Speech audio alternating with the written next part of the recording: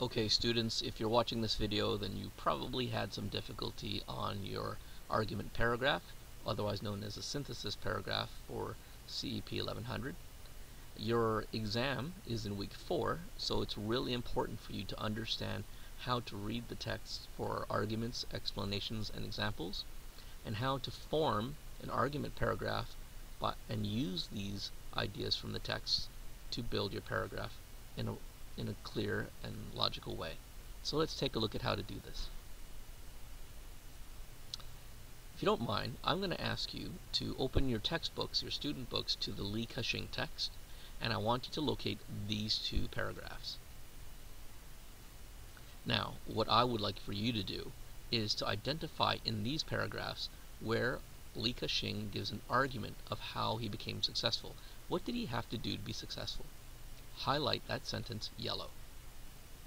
Then I want you to find the sentences that give an explanation of how he did this to be successful. Highlight that blue. Finally, I want you to find any details in the paragraphs that give an example of how doing this action made him successful, and I want you to highlight that green. Press pause now on the video and go to your textbooks and do this.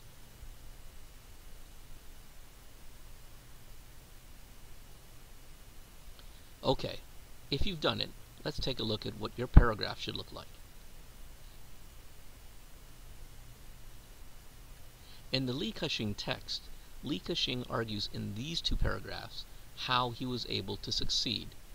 In this sentence, he says he had an advantage in competing with other companies because he was willing to learn the latest industry trends. That's his argument, learning. An explanation of how this helped him is highlighted blue. By learning the latest industry trends, he was able to master essentials of business. He did so many things by himself, this helped him save money. Overheads means business costs. Now, what's an example of him lowering business costs and learning by himself? Well, let's start over here. He did his own first set of accounts, which he learned by reading books himself. Now, what was the effect? Well, in 1950, he had very little capital. By 1960, he was the biggest manufacturer in Hong Kong. Now we understand how this argument is developed. We give an argument, explanation, and example. So when it's your turn to write the paragraph, you obviously have to give 3 supporting sentences, detailed sentences, that support your argument. Let's take a look at what it might look like. So there's our text. Supporting sentence 1. One way to reach success is to show an interest in learning about the current trends in industry. Notice that I've paraphrased what Li was saying. I've also cited him, Li, 2010.